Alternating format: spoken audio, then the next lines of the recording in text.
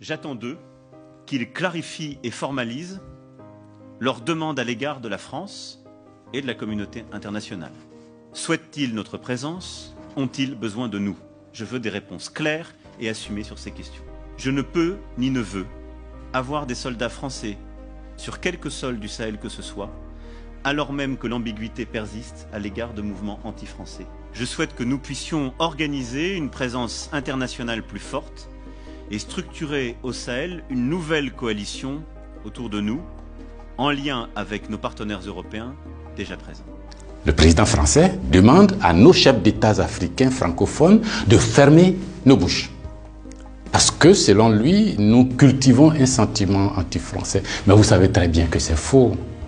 Monsieur le président Macron, il n'y a pas de sentiment anti-français ici. Ce que vous appelez sentiment anti-français,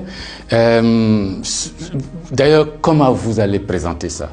Je suis en train de parler en français là. J'ai rien contre le français en tant que langue. Je ne parle pas en sénoufou ou en djoula ou en sérère ou en wolof ou je ne sais quoi, soninké, bambara ou quoi d'autre. Je parle en français. Je n'ai rien contre le français. J'écris, je m'exprime, je travaille en français. Je n'ai rien contre les Français. Nous n'avons ici en Afrique francophone rien contre les Français. Ils sont nombreux, ils ont des entreprises, ils créent des emplois pour nous, ils payent des impôts. Nous sommes nombreux à travailler avec eux, à travailler pour eux. Ils travaillent souvent pour nous. Nous sommes des amis, nous nous marions, nous vivons ensemble ici comme en France sans aucune animosité. Donc, ce n'est pas un sentiment contre les Français ou contre le Français. Ce que vous appelez sentiment anti-français en réalité, c'est un ras-le-bol, c'est une révolte, c'est un refus de la mainmise de l'État français sur nos autorités et par ricochet sur nos économies, sur nos peuples. C'est ce que nous refusons. Les relations incestueuses entre l'État français et les États africains, c'est ce que nous refusons. Les relations de connivence entre l'État français et les États africains, c'est ce que nous refusons.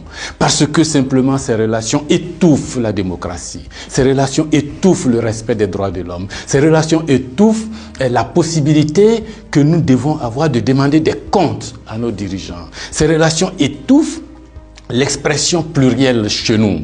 Il n'y a que ce que le président dit parce qu'il est d'accord avec Paris, donc c'est ce que lui dit qui est bon. Monsieur le président, c'est ce qui nous révolte. On a le sentiment que vous êtes complice de nos chefs d'État pour nous brimer.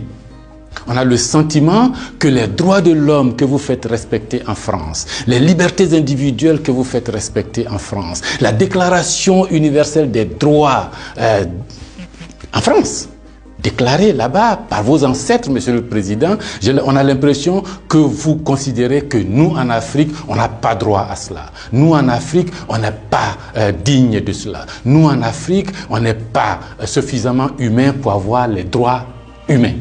C'est ce qui révolte cette jeunesse-là. La conséquence, vous voyez chaque jour de nombreux jeunes essayant d'aller là où les droits sont respectés, là où les libertés sont respectées, là où on a le sentiment qu'ils sont des hommes. C'est ce qu'il faut changer, Monsieur le Président. C'est ce qu'il faut changer. Vous pouvez parler 1000 fois à nos chefs d'État, vous pouvez leur donner des instructions 1000 fois, mais ça ne changera rien dans la tête des populations africaines ici, dans l'esprit des populations africaines ici. L'idée est que nous voulons redevenir des hommes libres. Nos ancêtres ont été vendus comme des marchandises par vos ancêtres.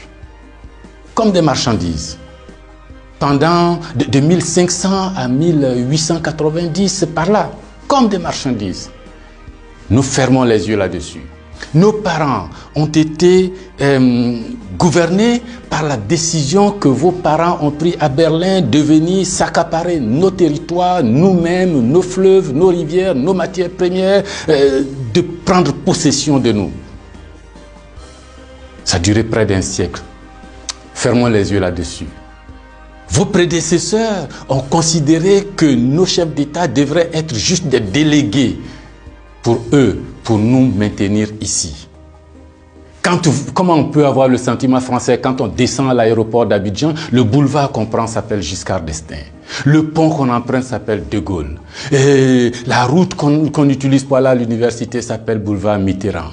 Et puis partout, on a Trèche-la-Plaine, Port-Bouët, Binger. Non! Ce que la nouvelle génération veut, ce que nous voulons, c'est l'autodétermination. Que nos chefs d'État nous rendent compte ici, qu'ils ne soient pas obligés d'aller vous rendre compte pour se donner une certaine légitimité, comme Macron est d'accord avec moi, comme Chirac est d'accord avec moi, comme le chef d'État français est d'accord avec moi. Donc ici, vous allez faire ce que je dis parce que sinon vous allez avoir des problèmes. Monsieur le Président, tant que ça durera comme ça, les gens ici auront le sentiment que l'État français est complice de leur brimade, de leur pauvreté, de leur chômage. C'est ce que nous voulons changer. C'est ce que nous voulons changer.